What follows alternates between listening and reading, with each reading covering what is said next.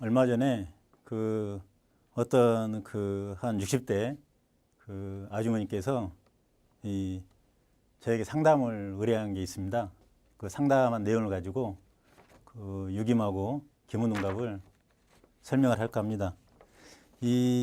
아주머니께서 저한테 상담한 내용은 자식의 사후분입니다. 현재 수원 쪽에 아들이 반도체 회사를 다니는데 한 36 먹었어요. 36세. 근데 뭔가 아들이 뭔가 회사에 다니는 데 있어서 별로 그렇게 크게 만족을 얻지 못하는 것 같아요. 아무래도 이야기 들어보니까 이 연봉이라든지 또는 직급이라든지 이런 게 본인의 성이 안 차서 아마 그런 것 같습니다. 그래서 이제 이 아들이 어떤 체인점을 하나 열어볼까. 그러니까 어떤 기술을 약간 배우고 이제 본사에서 지원해주는 그 체인점을 열어서 회사를 그만두고 한번 가게를 한번 해볼까. 아마 이렇게 해가지고 뭘 배우고 있는 것 같아요. 그러면서 부모님한테는 얼마 안 있으면 회사를 그만둘 겁니다. 이렇게 말한 상태에서 어머님은 이제 좀 자식이 직장이 아무리 좀 급여 수준이 낮고 그러더라도 뭔가 뭐 사업을 하다가 또 가게를 이렇게 하다가 잘못해서 망해버리면 상당히 타격이 크잖아요. 들리는 뉴스를 보면 회사를 그만두고 나와서 사업하는 사람들의 가게하는 사람들의 한 80% 이상이 3년 안에 문을 닫는다고 하잖아요. 그만큼 이제 사업은 어려운 것인데 아들이 자신만만하게 말하니까 아마 걱정이 돼서 저한테 상담을 의뢰했던 것 같아요. 저한테 상담을 의뢰한 시간이 진시였고요.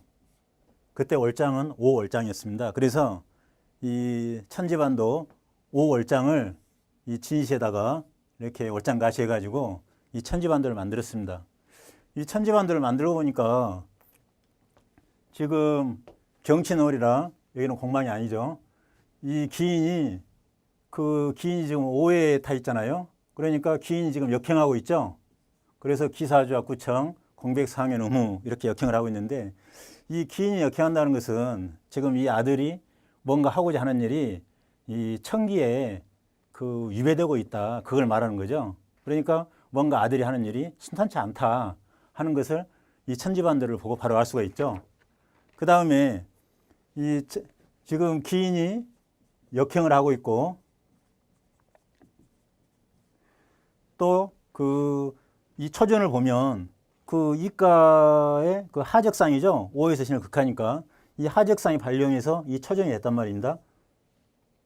기인이 역행하면서 하적상이 발령했죠. 그래서 이제 중신가가 된 건데 이렇게 되면 한 번은 뭔가 어려운 일을 겪는다는 그런 과 아닙니까? 기인이 역행하고 또 하적상으로 발령했으니까 이거는 좀 문제가 있다. 이것만 보고 이제 알 수가 있죠. 그 다음에 일단 가게를 하는 것도 크게 사후분으로 봐서 사후분이니까 당연히 재성이 용신이겠죠. 그럼 여기서 재성을 찾아보면 을의 재성이 여기 있죠. 이 재성에 백호가 타고 있습니다. 우리가 여기가 일간이고 날에 저한테 상담한 날이 일간이고 일지죠. 그러면 일간은 나고 일지는 이제 이걸 목적사라고 그러잖아요. 이걸 목적사라고 하는데 목적사 위에 있는 천기가 재성이니까 이거는 괜찮아 보이죠. 괜찮아 보이는데 여기에 백호가 타서 좀 불미스럽습니다. 그 다음에 이 삼전을 보면 이제 사업을 실제로 한다면 이 삼전이 되겠죠. 여기에 재성이 이렇게 타고 있습니다. 근데 지금 가을정단이죠. 신월이며 가을정단에 신유술에 술이 있기 때문에 이거는 그래도 좀 왕기를 타고 있다고 할 수가 있죠. 재성이 왕기를 좀 타고 있다. 중전에 가서. 그래서 지금 여기 좀 보면 유신이라고 할 수 있는 재성이 축이 있고 술이 있고 그 다음에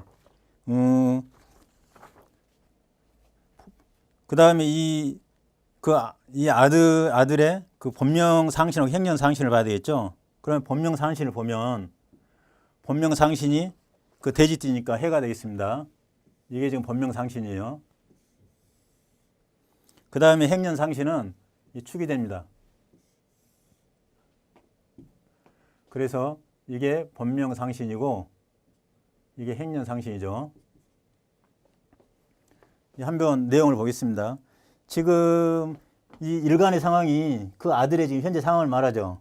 현재 상황을 말하고 있는데 이 자손녀가 그 간상에 있으니까 뭔가 이 탈기가 많이 되고 있죠. 탈기가 많이 되고 있어요. 그래서 뭔가 이 금전적으로나 어떤 정신적으로나 여러 가지로 피곤한 상황인 것을 알 수가 있죠. 그 다음에 이 간상이 아까 그 목적사의 그 상신이었던 이 축하고 5축 6회가 되잖아요. 이거 6회가 되고 있죠. 그러니까 이 간상하고 이 일지상신이 6회가 되니까 이 사업을 하게 되면 이게 쉽지 않다. 뭔가 손해를 주사하는 내용이 들어가 있죠. 지금 그 암시를 보여주고 있습니다. 현재 하는 일이 지금 가게를 하려고 뭘 배우고 있는데 그게 쉽지 않다. 손실을 볼 수가 있다. 일단 회사를 그만두면 그 연봉이 없어지잖아요. 그러면 가게를 하면서 연봉 이상으로 벌어야 되는데 뭔가 지금 목적사가 6회가 되고 있으니까 뭐 쉽지 않다 이거 알 수 있죠. 그 다음에 보면 이 처전에 이 신금은 이 일덕이죠. 일덕이면서 기살입니다. 보통 일덕이 흉한 것도 기라한 걸로 바꿔준다고 하지만 일단은 기살이니까 흉한 면이 있겠죠. 어려운 점이 있겠죠. 더군다나 여기 하적상에서 발령을 했으니까 좀 어려운 점이 있습니다. 그래서 일간을 극하는데 오화가 중간에서 이걸 막아주기 때문에 그 처전에서 그 어떤 돈을 벌기는 쉽지 않겠지만 그렇다고 기살에 어떤 유예를 받는 것도 그 없다고 볼 수가 있습니다. 여기서 이제 문제는 잘 봐야 될 것은 이제 중전입니다. 이 술토는 왕상도 하고 재성이니까 일간의 재성이니까 사업을 하다 보면 처음에는 조금 힘들지만 두 번째는 좀 좋아질 수 있겠다. 이렇게 생각할 수도 있겠죠. 근데 문제가 뭐냐면 밑에 재성이 앉아 있는 게 을목 입장에서 보면 관기에 해당되죠. 관기. 그러니까 재성이 관기에 있으면 우리가 이걸 뭐라고 그러죠? 재불능격이라고 그러죠. 재성이 제 역할을 못해서 재불능격이다. 재성은 재성인데 재불능격이다. 특히 재성이 유기를 타고 있으니까 훨씬 낫죠. 근데 신금이 앉아서 이 을목은 재성을 취할 수가 없다. 그거죠. 그 다음에 뒤에 가면 그 인수가 을목을 생각하고 있죠. 인수가 을목을 생각하고 있는데 인수는 뭐 부모나 뭐 후원사, 존장을 말하죠. 존장. 그래서 그 부모님이나 또 윗사람 또 누군가의 도움을 받을 수 있는데 지금 이걸 보면 그 인수는 태상으로부터 그 외정이 되고 있고 술토로부터 밑에서 하직상이 되고 있죠. 그래서 이거를 우리가 협극이라고 그러죠. 그러니까 그 어떤 사업의 결과를 말해주는 인수가 협극을 당하고 있으니까 이 사업은 쉽지가 않겠다. 이런 그 결과를 얻을 수가 있죠. 그리고 여기 그 본명을 보면 지금 본명이 돼지띠라 했는데 이 축토가 이 백호가 아까 타고 있는 거 이야기했죠. 그 다음에 본명 상신에서 본명을 극하고 있잖아요. 그러면 이 관제구설 시비가 있다는 뜻이잖아요. 또는 가게를 하다가 질병을 얻을 수도 있고 그 다음에 행년 상신을 보면 이 묘가 또 극을 하고 있죠. 다행히 청룡이 탄 거는 좋은데 청룡이 재물이니까 청룡은 좋잖아요. 근데 묘가 축토를 극하고 있잖아요. 그래서 이것도 별로 좋아 보이지 않은 것 같습니다. 그래서 제가 그 어머님께 이 아드님 사업이 좀 힘든 것 같습니다. 그 뭔가 사업하려고 하는 그 어떤 동기나 그 마음 이건 충분히 알겠지만 아무래도 제가 보기에는 사업하면 자본금만 날릴 가능성이 있겠습니다. 이렇게 말했습니다. 그랬더니 이 어머님이 바로 물어보시는 말씀이 그러면 우리 아들이 언제쯤 하면 좋겠습니까? 우리 아들은 그냥 회사 그만두고 조그맣게라도 자기를 하고 싶어 하는데 이렇게 안 좋다고 하면 언제쯤이나 우리 아들은 그럼 가게를 할 수 있겠습니까? 이렇게 물어봤습니다. 그래서 이제 그거는 제가 유경을 안 보고 유경은 일단 저한테 처음에 그 아들이 가게를 하면 잘 되겠느냐 이걸 물어본 게 대한 답변이고 그 다음에 언제 잘 되겠냐 어떤 인생을 뭐 길게는 아니지만 그 지금으로부터 한 몇 년 후에 사업이 가능한지 그걸 물어보시는 거니까 인생을 전체적으로 스크린해야 될 필요가 있잖아요. 그래서 그거는 제가 기문둔갑으로 봤습니다. 이 기문둔갑은 시간이 오래 걸리니까 제가 다 그리지 않고요. 구궁도 중에서 이 동처하고 그 유년운이 나와 있는 것만 보겠습니다. 이 유년이라고 하는 것은 유년운은 사주에서는 우리가 대운이라고 하잖아요. 근데 기문에서는 유년운이라고 하고 또 그 사주에서는 세운이라고 하는데 유김에서는 아니 기문에서는 그 소운이라고 하기 때문에 그 용어는 이 보시는 분들이 좀 이해를 해 주셨으면 합니다. 제가 간단하게 그 구궁도에서 그 동처하고 그 유년운만 한번 그려 보겠습니다.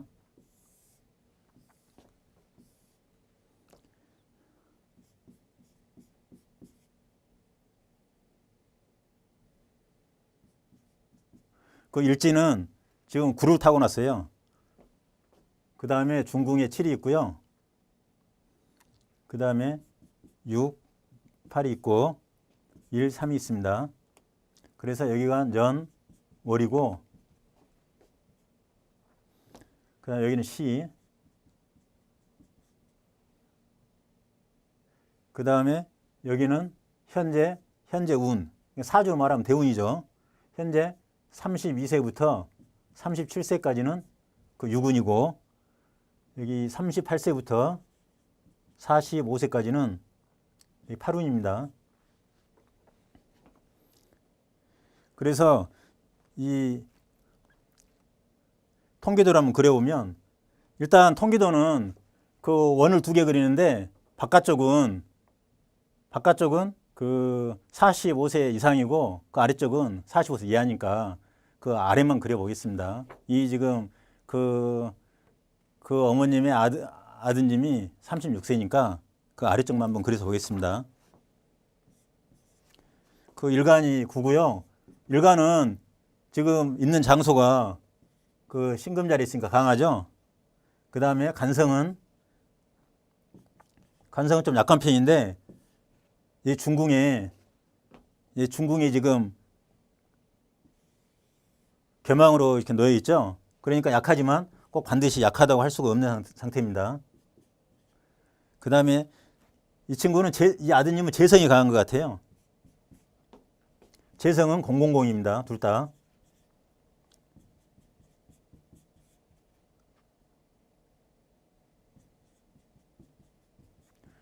그 다음에 지금 이 아드님의 사주를 보면 그 위에서 그 머리에 오를 이고 있기 때문에 그 46세 이상 원상 통계돼서 위에서 이렇게 생하는 게 있긴 있습니다. 약하긴 하지만 인수가 생하는 건 있어요. 근데 그 안에서 보면 일단 본인은 신강하고 재성은 000이니까 엄청 세죠. 그리고 두 개가 있고 그 다음에 관성은 X0X인데 겸황으로 있고, 지금 중궁에 있고 이렇게 돼 있죠. 지금 현재 운이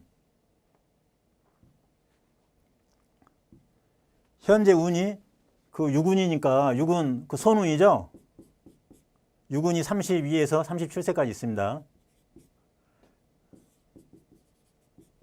그 모르시는 분을 위해서 제가 잠시 여기다 쓰겠습니다.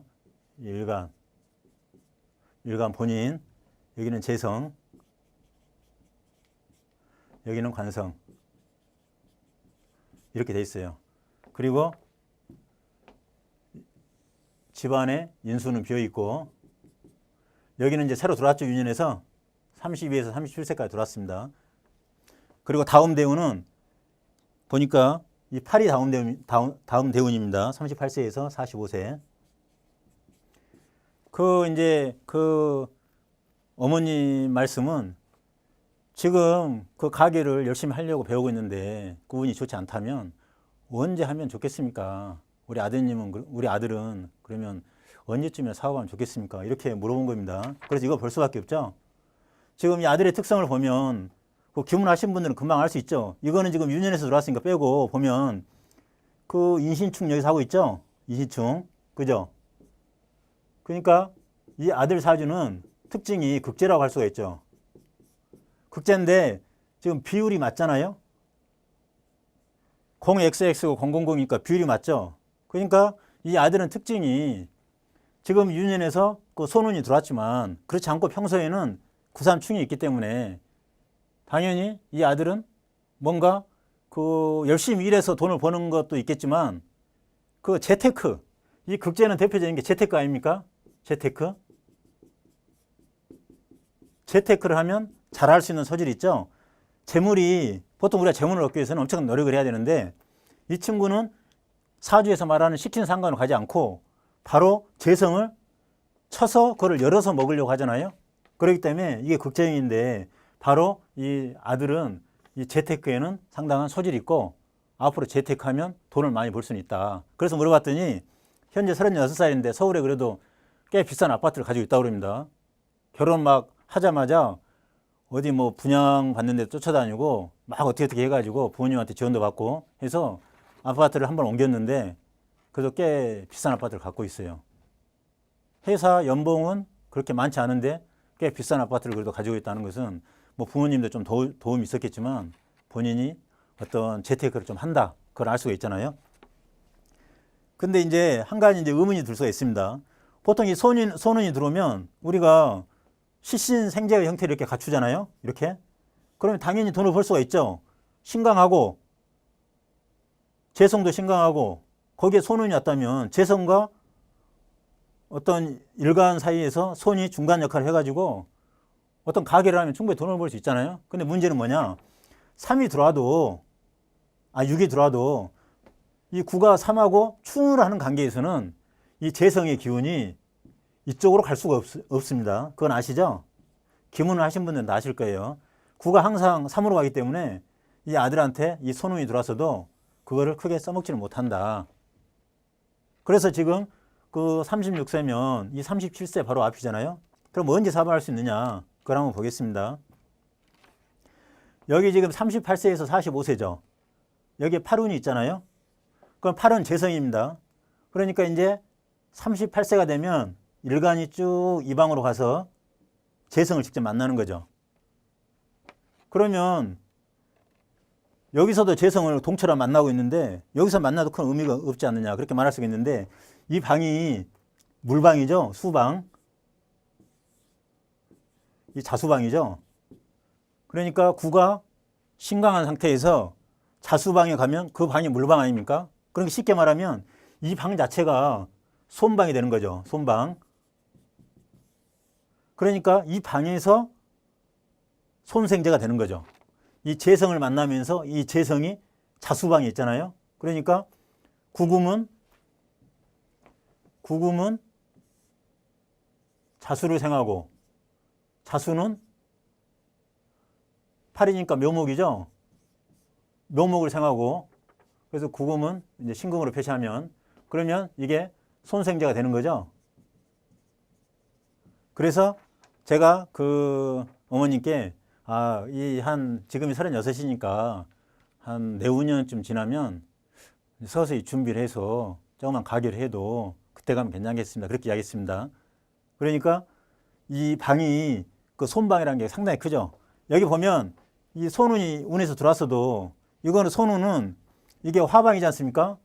그러니까 화방이기 때문에 XS 공밖에 안 돼요. 사주에서 월이 해수월이라 이 공은 있거든요. 그러니까 여기서 만난 그 손은 상당히 좀 신약한 편이죠. 그렇지만 구금이 이 물방에 들어가면 이 방 자체가 손방이니까 엄청나게 그 에너지를 쏟을 수가 있고 또 더군다나 재성이 그 000 아닙니까? 이 방에서. 그러니까 돈도 꽤 벌 수 있을 것이다. 그래서 제가 그 어머님께 조금만 더 기다려 보는 게 좋을 것 같습니다. 아드님 잘 설득해서 조금만 참았다가 어차피 하는 사업 한번 젊은 나이에 했다가 망하면 그 타격이 크지 않습니까? 그래서 좀 천천히 좀 쉬었다가 이렇게 하는 게 좋을 것 같습니다. 이야기를 했습니다. 그러다가 이제 얼마 지나서 물어봤더니 그 아들이 그래도 그 어머님 이야기를 듣고 조금 더 준비했다가 그 한 2, 3년 지나서 한번 사업을 해보겠다고 그렇게 이야기를 하고 그 배우는 것을 접었다고 그럽니다. 그러니까 여기서 이제 우리 알 수 있는 것은 그 아드님이 엄청나게 사업을 하고 싶고 회사를 그만 다니고 싶은 거죠. 쉽게 말하면. 그렇지만 회사를 그만두고 나오는 게 능사가 아니잖아요. 가게를 해서 망하면 회사 다니는 것보다 더 괴롭겠죠. 그럼 이 아들이 왜 자꾸 회사를 그만두려고 그럴까, 여기서? 그거는 바로 이 손운을 만났기 때문에 그렇습니다. 이 손이 뭐죠? 지금 대운이 이게 사주에서 말하는 대운입니다. 그리고 소운이 뭐냐면 여기 보면 18년도 운세가 이게 소운이에요. 그러면 7이 관이니까 바로 여기서 손동극관 하고 있죠.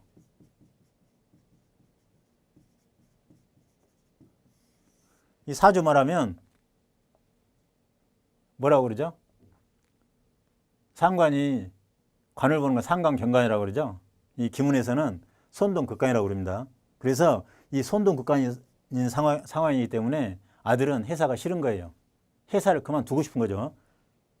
물론 올해가 지나면 내년에는 또 여기 일운입니다. 이 19년도에는 집안에서. 그러면 손동극관은 벗어나지만 이 여기도 지금 같은 손이죠. 일육수니까. 그러니까 손운이 더 세지니까 하고 싶은 건 많고 회사는 싫고 그렇지만 내년까지는 나오면 안 되겠죠. 그래서 조금만 참으면 이 8대운으로 넘어가면 이때는 이 방에서 손생제가 되니까 제가 볼 때는 이 가게를 하면 먹고 살 만큼 이상은 벌지 않겠나 이렇게 생각을 합니다. 그러면 그 아들을 둔 어머님 상담한 내용을 가지고 지금 유김하고 기문둔갑하고 제가 설명을 드렸거든요. 이번에는 이 좀 전에 설명한 것은 뭔가 이렇게 엄청나게 해보고 싶은데 그게 운하고 안 맞는 걸 설명했고요. 지금은 이제 제가 지금 말씀드릴 그 사주 사례는 그렇게 엄청난 노력을 하지 않았는데 타고난 재물복이 있기 때문에 돈을 번 사례, 부자가 된 사례를 간단히 살펴보겠습니다.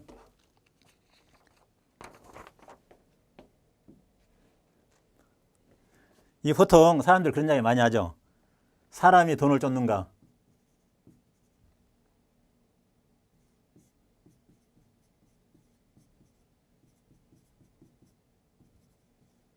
사람이 돈을 쫓아가면 돈을 잡을 수 있는가?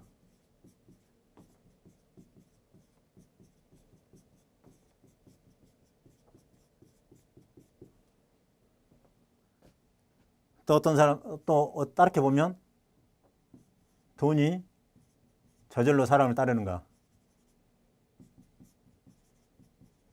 결국은 이 말은 뭐죠? 사람이 돈을 쫓아가면 돈을 잡을 수 있는가? 사람이 돈 벌기 위해서 노력하면 과연 돈이 벌어질 것인가? 아니면 그렇게 크게 돈에 목매달지 않아도 때가 되면 돈이 저절로 사람을 따르는가? 이게 상당히 어려운 숙제죠? 우리가 일반적으로 우리가 애들을 가르칠 때는 최선을 다하면 반드시 꿈은 이루어진다. 이렇게 말을 하잖아요. 근데 현실에서는 최선을 다해서 돈을 벌려고 노력을 해도 돈을 못 버는 사람들이 100에 80 이상이라고 그러죠. 아까 제가 서두에 말씀드린 것처럼 회사를 그만두고 가게를 열어서 3년 안에 망하는 비율이 가게를 접는 비율이 80% 이상이라고 그러잖아요. 그러니까 세상 일은 최선을 다한다고 반드시 이루어지는 건 아니다. 그런 거죠. 이 사례는 여러분들 잘 아시는 것처럼 그 중국의 유명한 역학자였죠. 그 위철리 선생님의 사례에서 따온 겁니다. 그 상담한 사람들 사주 올려놓으면 그 상담한 사람들이 별로 좋아하지 않기 때문에 이 기문이나 유기문 누가 상담했는지 알 수가 없잖아요. 근데 사주는 쓰면 바로 본인이 알기 때문에 지금 위철리 선생님 사례에서 2개를 가져왔습니다. 그 이름은 그 양이고라는 사람이에요. 양이고. 그 여자입니다. 그 여자분인데 이분이 어렸을 때는 어렵게 산 것 같아요. 일찍 아버지를 여의고 이제 어머니를 이렇게 모시고 살았는데 자기는 중국 상해에서 살고 언니는 홍콩에서 살았나 봐요. 홍콩에서. 근데 이제 언니가 홍콩에서 좀 먹고 살만한지 어렵게 사는 동생 보고 어머님 모시고 홍콩으로 와라. 이렇게 이야기를 한 거예요. 그러니까 그 양희고라는 젊은 이제 아가씨가 당시에 뭐 22살이었다고 그래요. 젊은 아가씨가 어머니를 모시고 상해에서 홍콩으로 가는 중이었어요. 지금 이 내용은 이 사주를 보는 이유가 상황에서 홍콩 가면서 생긴 일에 대해서 이야기하려고 좀 그럽니다. 이 부자는 어떻게 부자가 되는가? 물론 열심히 노력해서 버신 분들은 이런 이야기 들으면 좀 서운하시겠지만 일단 그 타고난 복이 있을 경우에 이렇게 돈을 버는 경우도 있다. 이런 사례를 그냥 설명드리려고 하는 겁니다. 이 여자분의 그 사주를 보면 무진년생이고요. 28년생입니다.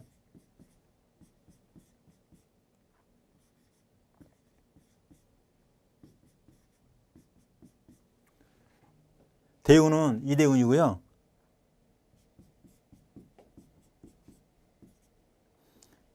무호, 정사, 병진,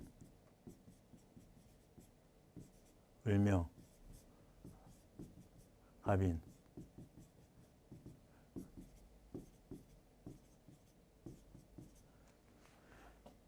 여러분 이 사주 딱 보면 뭔가 보이시죠? 이게 그 여자분의 사주인데 딱 보면 재성이 엄청 강하잖아요. 강하죠.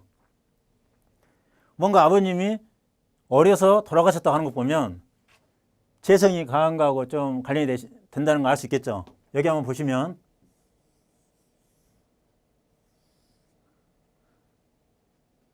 재성이 엄청 강해지는 운이 15년 있었죠.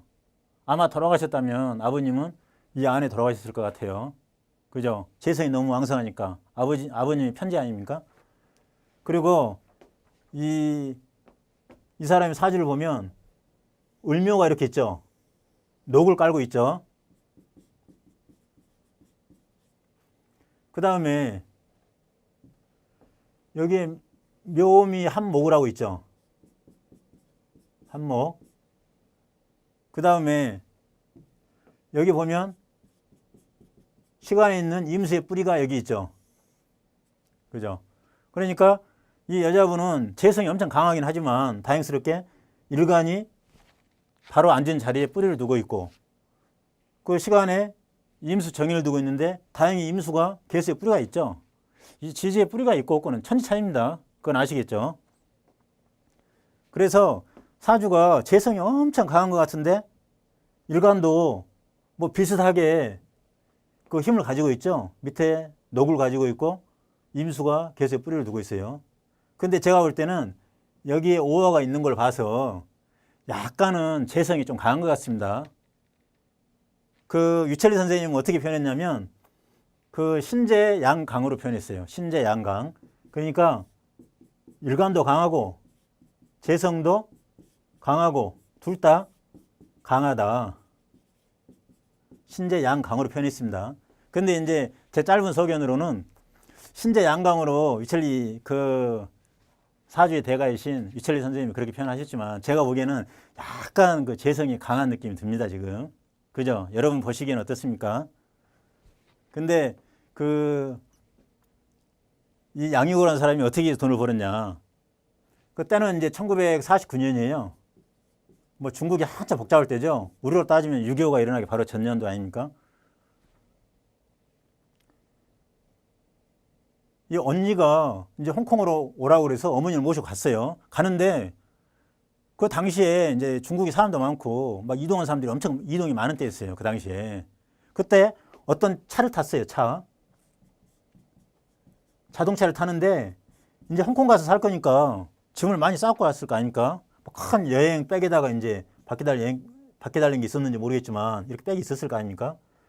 그 여기다가 이제 차에 혼자만 탄 게 아니고 어머님하고 또 다른 사람들도 타고 있었던 것 같아요. 그래서 여기다가 이제 양이라고 썼더니 양이고라고 뭐 썼겠죠, 이름을. 그래가지고 차 이제 짐칸에 넣고 차를 타고 갔어요.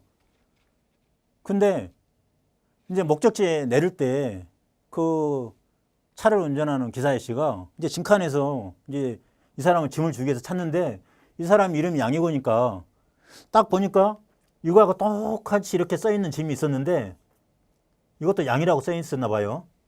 근데 양이고라고 말하니까 이 양이고 짐을 안 주고 똑같이 생긴 짐이 옆에 있었는데 이것도 양자가 써 있었어요. 그래서 이 짐을 줬어요.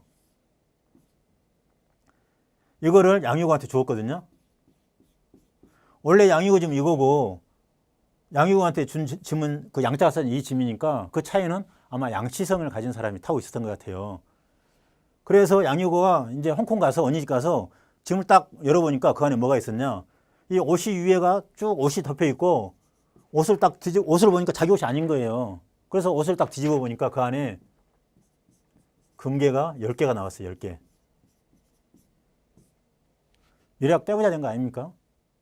근데 그 49년의 중국 상황은 상당히 좀 복잡한 상황이었던 것 같은데 그 양치성을 가진 다른 사람이 어디에 사는지도 모르고 그죠? 서로 같이 차를 타겠지만 저 사람이 어디 가는지도 모르고 그 당시에 뭐 중국에서 찾아올 수 있는 것도 아니고 그래서 결국은 금괴 10개로 엄청난 부자가 됐대요. 그때가 22살입니다. 그러면 그 당시에 운이 무슨 운이었냐? 이 사대운에서 병으로 넘어가는 막바지였다고 그래요. 그때가 22살이었다고 하니까 지금 여기가 22로 돼 있는데 여기 막바지. 그때가 무슨 운이냐?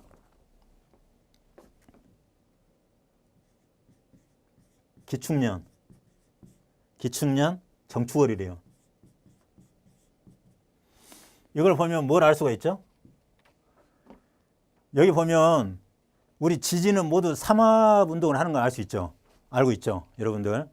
여기 보면 이 사화가 비록 그 병화의 어떤 녹이지만 이 병화의 녹이라고 할 수 있잖아요. 똑같은 병화가 지지에 내려오면 사화가 되죠. 그렇지만 이 병화하고 사화는 분명히 다른 점이 있습니다. 사화는 지지에서 끊임없이 삼합 운동을 하죠. 그래서 그 매일에도 유시가 들어오면 금으로 변하고 축이 와도 금으로 변하죠. 뭐 일부 사람들은 사하고 축은 합을 하지 않는다고 말을 해요. 물론 유철리 선생님도 이 합의된 써놓지 않았어요. 근데 제가 봤을 때는 이 사주가 약간 그 좀 재성이 일간보다 약간 강한 느낌이 들어서 제가 볼 때는 이 사하고 축하고 합을 해서 그 약하지만 금국이 형성되지 않았나. 그러면 금국이 형성되면 인수가 힘을 받죠. 그래서 인수가 힘을 받고 또 금국을 잃은 이 축은 일간으로부터는 재성이죠. 재성이 사하고 합을 해서 대운하고 합을 해서 임수의 뿌리가 되고 또 그 자체로는 을목의 재성이 되고 그렇게 해서 재성운에 인성도 힘이 그만큼 강해졌기 때문에 그 많은 재산을 얻지 않았나. 제 생각은 그렇습니다. 뭐 여러분 생각은 어떨지 모르겠어요. 이거를 번호문에 따라서 뭐 신강으로 볼 수도 있고 신약으로 볼 수도 있는데 그 유철리 선생의 말씀은 갑인대운하고 을묘대운에도 잘 살았다고 하는 거 보면 사주가 약간 그래도 재성이 더 세니까 그런 게 성립되지 않았나 이런 생각이 듭니다. 그래서 이걸 보면 재물을 쫓아가도 잘 안 되는 사람도 많지만 이렇게 이 사주에 재물을 잘 타고 난 사람은 그 본인이 원하지 않았어도 금괴가 저절로 따라오는 이런 현상이 생길 수 있다는 그 좋은 사례가 되는 것 같아요. 이 또 한 사람을 보겠습니다. 또 한 사람은 그 중산층에서 태어나고 자라서 이 대학을 나온 사람이에요. 근데 그 이제 변호사 어떤 자격을 얻은 것 같은데 뭐 중국 사람인데 이 사람도 크게 일거리는 없었다고 그래요. 근데 어느 한순간에 부자로 올라갔어요. 한번 보겠습니다. 일생에 단 한 번의 기회. 일생에 단 한 번의 기회로 부자가 된 케이스.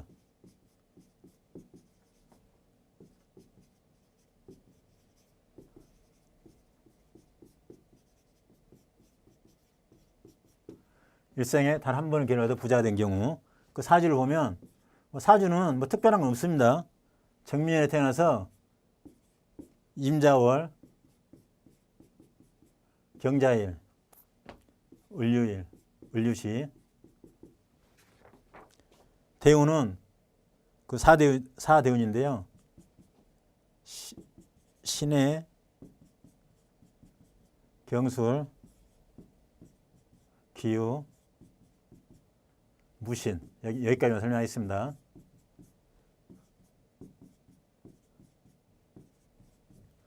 여기 보면 뭐 누가 봐도 사주 조금만 한 사람이면 알 수 있겠죠. 여기 이 특징을. 이 사람은 딱 사주를 보면 이 재성이 합을 했죠. 을경합.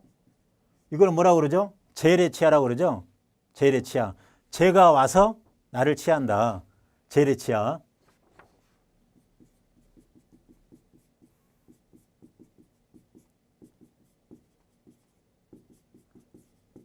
이 재래치하인데, 그러니까 이 사람은 딱 사주만 봤을 때 어느 순간이라도 사주가 중화만 이루면 돈을 벌 수 있다. 이거를 우리가 알 수 있겠죠. 근데 지금 사주가 중화를 이뤘습니까? 전혀 이루지 못했죠. 경금이 자월에 태어났죠. 그 다음에 정화가 있으니까 이게 뭐죠? 경금이 그 상관, 금수상관격이죠. 금수상관격. 금수상관격에 보통 우리가 병정화가 용신이라고 하는 사주 아닙니까? 병정화 용신. 그죠? 이 금수상관격에 정화가 떠 있죠. 근데 문제가 뭐죠? 임수가 옆에 떠가지고 이렇게 하고 있죠. 그리고 사주가 이 수가 엄청 그 센 편인데 이 미토가 여기서 약신 역할을 하고 있죠. 그 넘치는 그 물을 좀 막아주고 있습니다.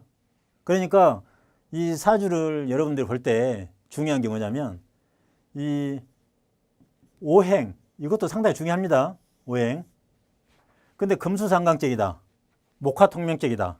이런 사주들은 그 오행이 상당히 중요하죠. 근데 더 중요한 것은 음양의 조화가 안 맞으면 인생이 잘 안 풀릴 수 있다. 이 봄철에 목으로 태어난 사람, 예를 들어서 그 묘월에 간목으로 태어난 사람, 이런 사람들은 만약에 여기에 병화가 떠 있다, 병호다. 그죠? 이 봄철에 목으로 태어난 사람들은 이 병화가 그렇게 떠 있으면 목화통면을 할 수가 있잖아요. 그럼 이런 경우에는 그 목이나 화나 둘 때 양이기 때문에 그 뭐 음양의 조화를 따질 필요가 없잖아요. 그리고 목화통명은 그 자체로도 격국이 형성이 돼요. 그렇지만 이런 경우에는 지금 정화가 떠서도 음의 세력이 너무 강하잖아요. 이런 경우에는 음양의 조화가 안 맞으면 아무리 해서 재래치하가 돼도 그렇게 부자가 되기가 쉽지 않습니다. 그 유철리 선생님의 말씀에 의하면 언제 부자가 됐느냐. 지금 여기 보면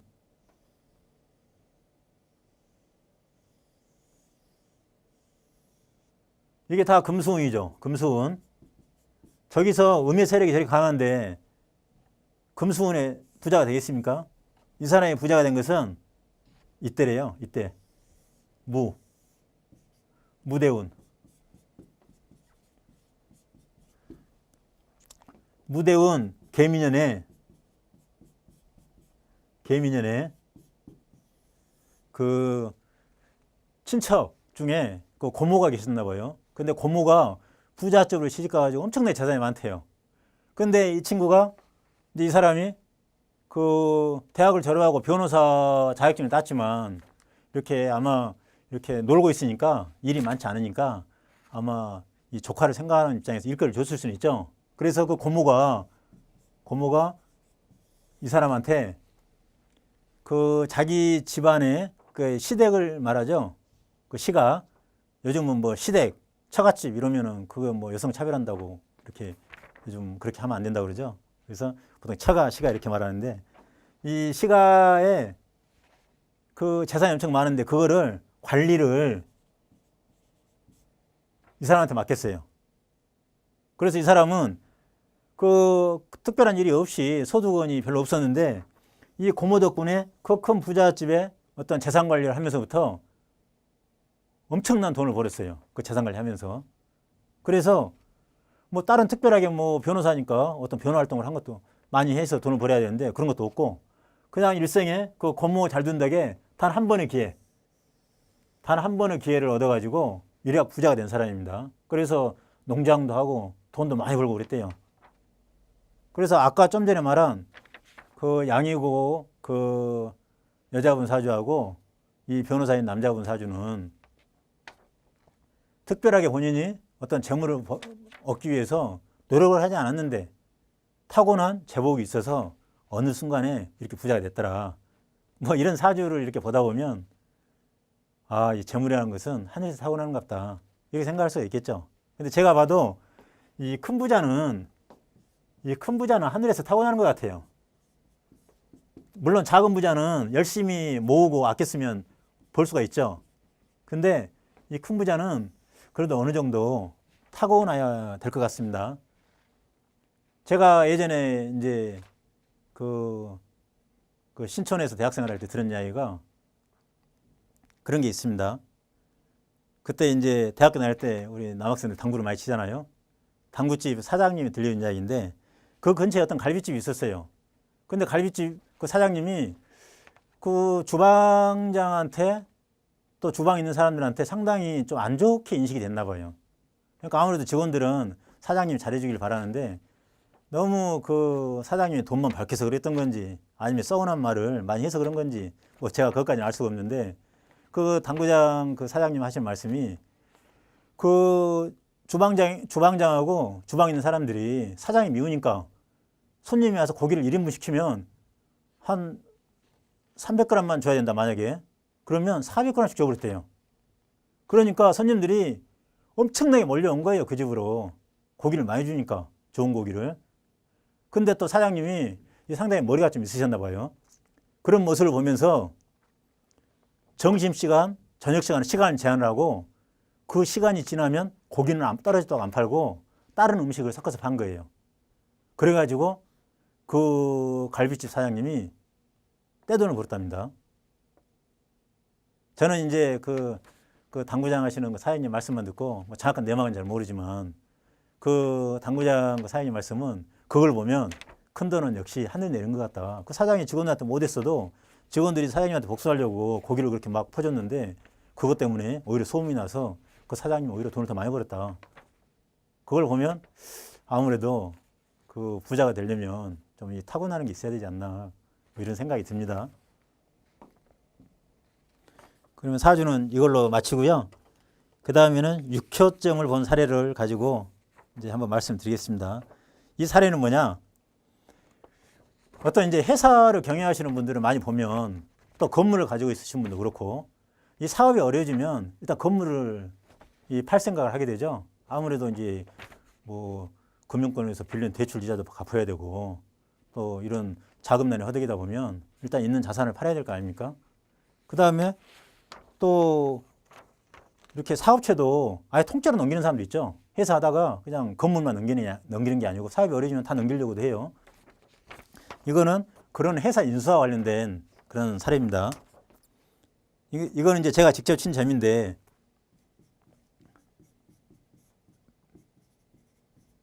회사 매각이 성사될 것인가?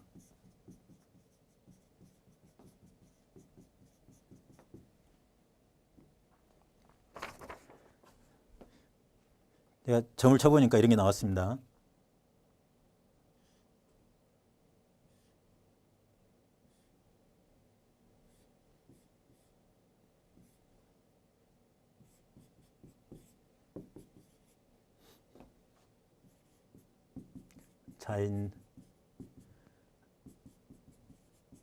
자인진 유미사.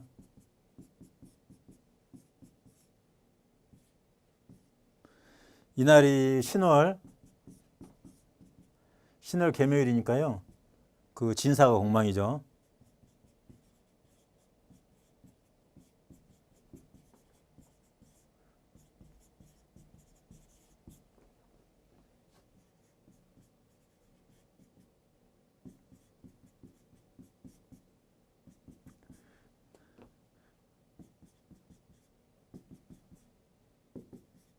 이 간은 상요에서 동해가지고요.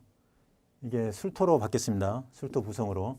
그러니까 그 이렇게 임묘한 거죠. 임묘. 지금 회사를 매각하려고 하는 거니까 저는 이제 이쪽 편에 있었던 이쪽에서 물어본 게 아니고 여기서 저한테 상담을 해온 겁니다.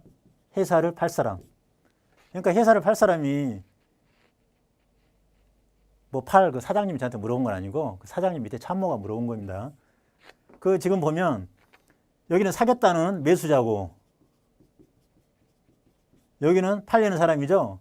근데 여기는 부성을 잡았는데 지금 공망이죠. 여기도 관을 잡았는데 공망이죠. 겉에서 보면 사가 진토를 생하는데 다른 게 없고 공망만 아니, 여기가 변효가 없고 이 사화가 진토를 생하는 것만 봐서는 뭔가 이 매수자가 매수를 할 것처럼 보이죠. 근데 문제는 이게 공망이라는 거죠. 그러니까 둘 다 공망이라는 것은 일단 이 사람의 상황이 부성을 잡은 진토가 월에서 힘을 못 얻고 있죠. 휴수사하고 묘에서 극을 받고 있습니다. 그러니까 이 사람 상태가 지금 좋지 않다. 우리가 단방에 할 수가 있죠. 그 다음에 공망이니까 뭔가 부실한 게 있는 거 아닙니까? 여기서 부실한 것은 회사를 매각하려고 하는데 뭔가 상대 입장에서 봤을 때 아, 이 회사가 별로 인수를 할 만한 게 아니다. 이렇게 생각할 수도 있는 거 아닙니까? 그 다음에 이 살려고 하는 사람은 이렇게 보면 공망이에요. 이 공망이 뭘 의미하죠? 말로는 산다 해도 속마음에 확실하게 살려는 의사가 없는 거죠. 더군다나 이게 동해가지고 사화가 술터에 인묘를 했습니다. 그러니까 얼마 지나지 않으면 이렇게 겉으로 사겠다고 하는 표시도 그냥 뒤로 후퇴한다는 거죠. 뒤로 물린다는 거죠. 그러니까 이걸 봤을 때는 아, 회사를 인수할 것 같지가 않다. 이런 생각이 들었어요. 그래서 그렇게 말을 했더니 그 사람이 상담을 온 사람이 저한테 물어보기를 그러면 그 산다고 지금 하는 사람이 자기들의 어떤 그 건물을 인수하기 위해서 건물이 이제 엄청 돈이 많이 나가잖아요. 이제 100억 단위가 넘어가니까 그 일반 집 사듯이 금방 갖고 한 달 안에 사는 게 아니잖아요. 그래서 그 엄청나게 뜨면 오랫동안 들였대요. 그러니까 자기들 입장에서는 아니 이분이 그냥 자기 그 응요가 자기 그냥 부동산을 그냥 사버리면 좋을 텐데 산다고 말만 해놓고 실무자 보내서 계속 살 것처럼 하는데 계속 가격에 협상만 하고 사지는 않고 답답하죠. 그래서 이제 그 상담을 온 사람이 그걸 물어봤어요. 그러면 이 인수하려고 한 사람이 과연 돈은 있으면서 산다고 하는 것이냐 그렇게 궁금할 수 있겠죠. 그걸 한번 보겠습니다.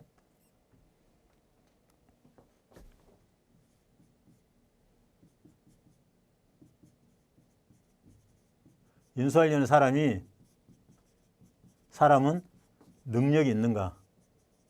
능력이 있는 사람인가?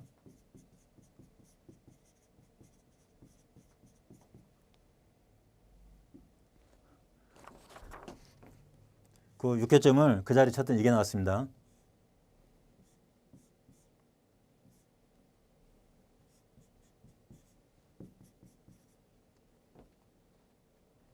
이게 신월. 아, 이게 아까 그거하고 그 점하고 일주일 후에 온 겁니다. 아까 거는 그 개묘일이고 이거는 경술일이니까 딱 일주일 후에 온 겁니다. 이건 경술일.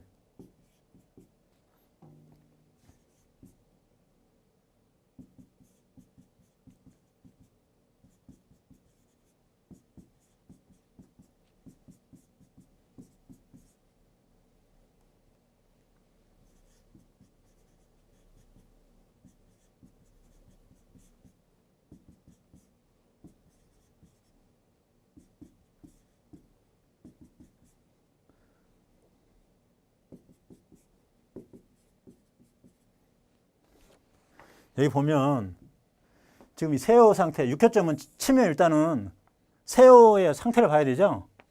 이 세호 진토가 이 신월에 아까하고 비슷하게 휴수무력하죠. 그리고 여기는 진술충하고 있죠. 진술충. 지금 세호 상태가 별로 이게 안 좋죠. 아무래도 어려운 상태에서 이 뭐 건물 같은 거 팔려고 하는 사람이니까 이 상황이 좋을 수가 없겠죠. 한번 응요 상황을 보겠습니다. 이 사화가 가을에 어떤 상태죠? 휴수사죠? 이 상태죠? 휴수사니까 힘이 없잖아요? 그죠? 여기서도 관이 인을 생하려고 하는 그런 느낌이 있죠. 휴수사하고 사화가 일에 인묘해버리죠? 일에는 인묘해버립니다. 여기는 휴수사하고 여기는 인묘하고. 그러니까 지금 건물을 인수하는데 그게 제가 그 당시 듣기로 100억이 훨씬 넘었는데 그런 건물을 인수할 만한 사람이 월에서 힘이 없고 일에 인묘를 하는 이 정도 능력이면 건물을 살만한 사람이 아닌 거죠. 그래서 제가 상담을 온 사람한테 그 사람은 돈이 없습니다. 이렇게 말했어요. 근데 설마요. 계속 그 실무자가 와서 저희하고 계속 이렇게 하고 있거든요. 근데 나중에 보니까 이유가 어떻게 되는지 모르겠지만 그 저한테 상담하러 왔던 사람이 하는 말이 그 인수하려고 했던 그 사람들 측에 그때 이제 어떤 할머니가 실제 그 자기들이 모시는 분이라고 그랬었거든요. 이분이 미국에서 공부하고 거기서 뭐 상당히 공부를 많이 하신 분인데 능력도 있고 재력가라고 했거든요. 근데 나중에 들어보니까 이 재력가인지는 모르겠지만 건물을 살 돈은 없었던 것 같아요. 제가 볼 때. 거기서 그 직원도 상담을 했던 직원도 나중에 물어보니까 나중에 보니까 돈이 없는 것 같다. 그럼 이게 뭐죠? 아까 그 처음에 6교점 쳤을 때처럼 살까 말까 이 정도도 아니고 그냥 혹시 계속 사는 척 하다가 가격이 많이 떨어지면 헐값에 인수하려는 그 의도가 있었을 수도 있죠. 보통 그 회사 인수하는 사람들이 계속 사는 척해서 한 5개월, 6개월 실사한다고 왔다 갔다 하면서 소문 다 내놓고 또 그 팔려는 회사는 이쪽에서 그걸 살지 모르니까 그 대출 같은 거 이런 거를 좀 소홀히 할 수도 있고 하다가 회사 상황이 더 어려울 수 있죠. 그러면 그 사는 입장에서는 훨씬 싸게 회사를 인수할 수 있다고 그래요. 아마 그런 의도를 했는지는 모르겠는데 제가 볼 때는 뭐 어떻게 설명해도 이런 거를 바로 사기라고 하는 게 아닌가 싶어요. 살 능력도 안 되면서 계속 가가지고 뭐 건물을 살 것처럼 그러면서 막 가격 협상하고 아니 살 능력이 안 되면 가격 협상할 필요가 없잖아요. 근데 제가 볼 때는 이런 게 아닌가 싶어요. 그 당시 상황이.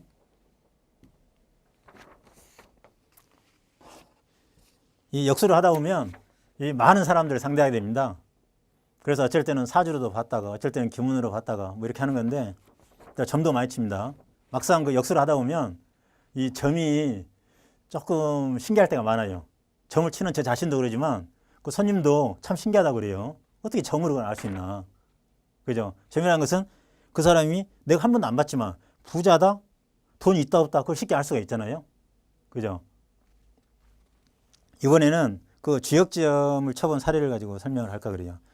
어떤 사장님이 그 남부터미널 그 양재역 위쪽에 있는 그 교대 쪽에 있는 남부터미널로 어떤 손님을 만나러 이렇게 가다가 저한테 전화를 하신 거예요. 선생님, 제가 남부터미널에 어떤 분을 만나기로 했습니다. 근데 이 자기가 그분이 이제 말씀이 자기 회사가 많이 어렵대요, 자금이. 근데 오늘 만나는 그분이 자기한테 그 부사장을 시켜주면 나중에 자기가 가지고 있는 이 부동산을 가지고 한 1년 정도 있다가 부동산을 그 담보를 잡혀가지고 자금을 융통해 줄 수가 있다. 이런 말 한 모양입니다. 뭐 쉽지 않겠죠. 그 부동산을 그 정도 갖고 있는 사람이면 그 돈을 그냥 은행에 담보 잡히고 돈을 빌릴 수도 있는데 좀 뭔가 상식이 안 맞죠. 그 부사장 자리를 주고 그에 맞는 투여를 해주면 1년 후에 도와주겠다 이거 아닙니까? 자기가 가진 땅으로. 듣기에도 조금 상식이 안 맞는데 이 사장님은 이제 회사 자금이 어렵고 급하니까 혹시나 해서 가다가 그래도 이제 저한테 전화로 물어본 것 같아요. 근데 점이 뭐가 나왔냐? 딱 주역점으로 쳐보니까 이 천례 무망캐가 나왔습니다.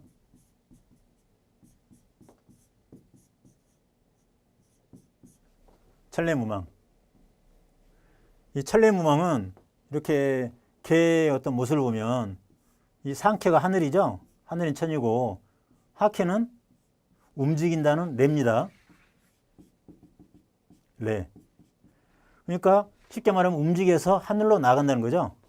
움직여서 하늘로 나아간다. 근데 하늘로 나아갈 때 사심을 버리고 하늘의 이치로서 나아가면 하늘의 이치로서 나아가면 망령됨이 없다는 뜻이에요.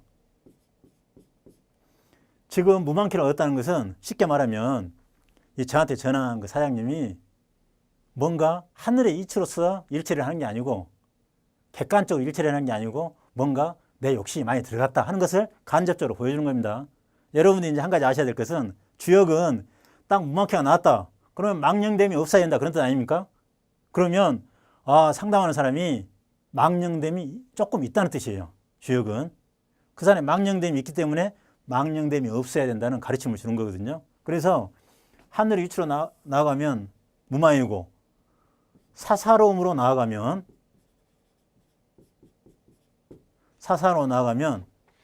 재앙이 있다. 그래서 여기서는 주역에서는 유생이다. 유생하릴세 분리 유유왕이라고 그랬죠. 유유왕. 나아가면 재앙이 있어. 사사로 나아가면 재앙이 있어서 분리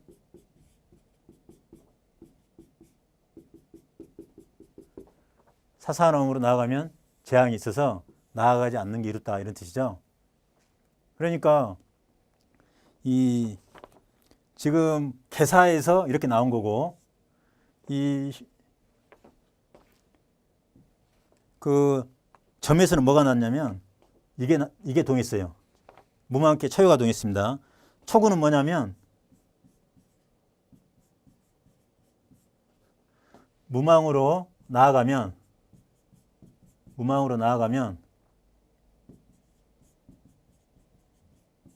길을 하리라.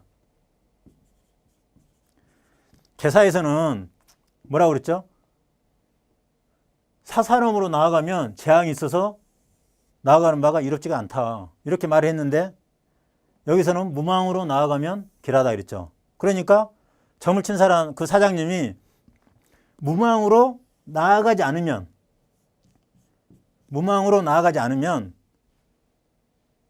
재앙이 있다 이런 뜻이죠. 그러니까 그 사장님을 만나서 아직 그 만나는 분도 일단 뭐 어디 사업을 하셨던 분일 것 같아요. 그분 만나는 분이 실질적으로 뭐 부동산을 가지고 있어서 그걸 담보 잡혀서 도와준다고 했지만 실제로 그 사장님이 부동산이 있는지 알 수는 없잖아요.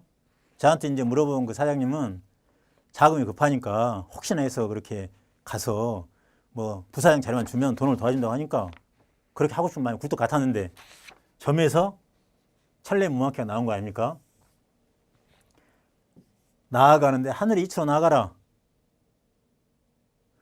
이 무망에서 하늘의 이치라는 것은 이 개인의 욕심을 버려야 된다는 뜻이에요. 개인의 욕심을 버려야 된다. 개인의 욕심으로 나가는 건 안 되고 어쩔 수 없이 그 상황에 처해서 나아가는 것은 괜찮아요. 예를 들어서 대학 입시에서 내가 어떤 우리 애를 모 대학을 보내고 싶은데 딱 봤을 때 작년 성적을 수능 커트라인을 봤을 때 이 정도면 적당해 했을 경우에는 원서를 내면 합격을 해요. 그렇지만 혹시 또 작년에는 경쟁률이 셌지만 올해는 또 학생들이 작년의 경쟁률을 보고 조금 자신이 없어서 많이 안 오면 우리 애가 붙을 수도 있겠다. 이런 여행을 바라면 절대 안 됩니다. 그래서 이 무망키를 얻으면 이 개인의 욕심 버리고 어쩔 수 없는 것만 행해야 되는 겁니다. 이게 바로 무망에서 말하는 하늘로 나아갈 때는 천도를 따라야 된다. 바로 그 말을 우리 입장에서는 개인의 욕심을 버려야 된다. 좀 그렇게 말할 수 있겠습니다. 그죠? 하늘로 나아간다. 사람이 이 사람 누구나 경제적인 동물이라 이 돈을 추구하는 건 당연한데 돈을 추구할 때도 항상 이 중정을 지켜야 된다 이런 뜻이겠죠. 중정. 객관적으로 현실적이고 타당한 방법으로 쫓아가야지 그냥 정상적이 아닌데 나 혼자서만 기대를 갖고 과도하게 매달리면 안 된다. 아마 그런 뜻을 여기서 하늘의 이치라고 이렇게 표현한 것 같습니다. 그러면 오늘 강의는 이것으로 마치겠습니다.